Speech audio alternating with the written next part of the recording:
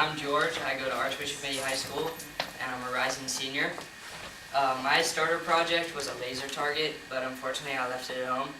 But Abiro luckily had his, so he showed you guys how that works. And pretty much the functionality of a laser target is based upon the photoresistor that's in the middle. And how that photoresistor works is, as light is applied to the photoresistor, it lessens the amount of current that it limits. So the resistance that it gives to the current passing through the circuit is based upon how much light is shown on the photoresistor. So when a lot of light is shown on it, then the current's really high. It's very high. So then the LEDs won't light up, but then when the light goes down, then the LEDs will light up. My main project is a linear motor, and a linear motor is pretty much an electric motor that is flattened out. So an electric motor spins around like an axis and it will spin rotationally, but mine flattens out so it'll move. There's a bunch of magnets on it. It'll move kind of back and forth like this. So how I started off building this project was I knew I had to make magnets because magnets are what propel the motor. And interestingly enough, you can make a magnet out of winding copper coil. And the reason why that happens is pretty complicated, and I don't think I fully understand it. But from what I researched online, any wire that you pass current through will create a magnetic field, but it will be very small. But when you wind it around something, then all that magnetic field will join together and make a magnet down the middle. So I began testing different thicknesses of wire and different amounts of coils to figure out what type of coil I would need to propel my cart. And ideally I would like to use like a thin wire because then you could make more coils and that makes the magnet stronger. But as I learned, when you pass this amount of current through a thin wire, it heats up very fast. So I had to use a thicker wire. So once I did that, I made 18 coils, and then I had to figure out how to make the Arduino provide 5 amps of power to these coils. And Arduino can't do that, so I had to use a relay, which is pretty much a switch. So I would give 5 amps of power to a relay, and then the Arduino would flip the switch on the relay and allow the 5 amps to pass through to the coils.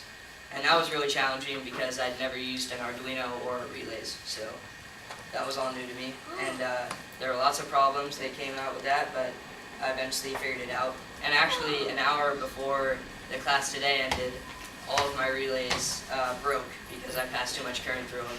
And they only were supposed to handle 1 amp, and I passed 5 amps through them. And so that was obviously a problem.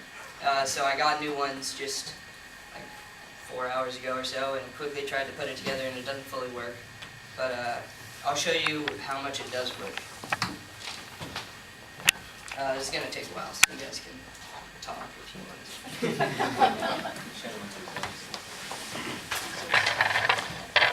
Anybody like to grab a snack or a drink?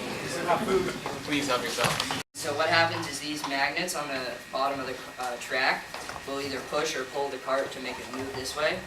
And so what the relays also help do is switch the coils from push to pull. So I needed to figure out how to send current opposite ways. And that was also a struggle, but I eventually figured that out in my circuit. But the relays aren't working right now, so it won't switch. So it'll only move about that far. And hopefully that works.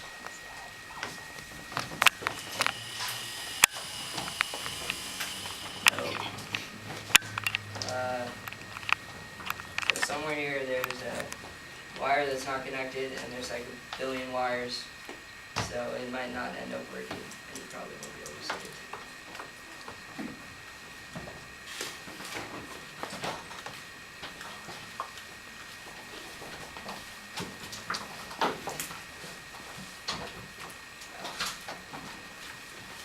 We'll try again.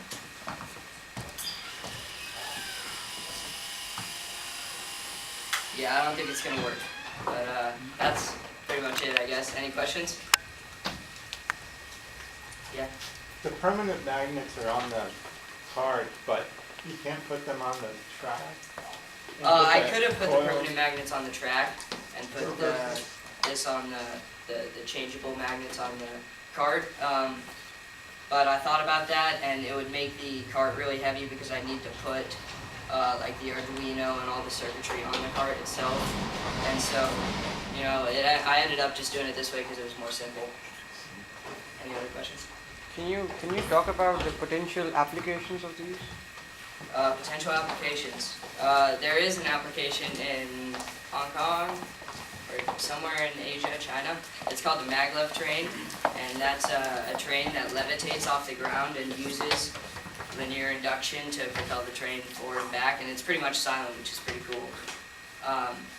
Other applications, a railgun, so Army, pretty cool. Yeah, that's all I know of so far. Yeah. What about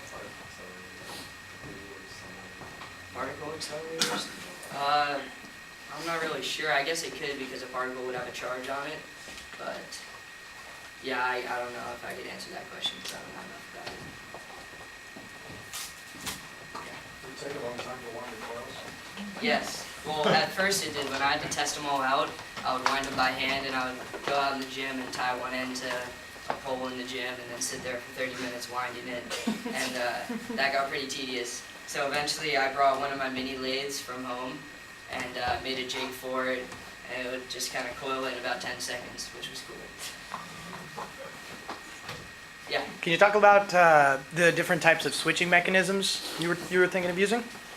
I was thinking about using relays, opto-isolators, and SCRs, but I ended up using a relay because it could switch between two things, which would allow me to switch between negative 5 volts, positive 5 volts, or allow me to switch from passing current from like one end of the magnet to the other to switch it, go from this end to this end, which switches the pole of the magnet.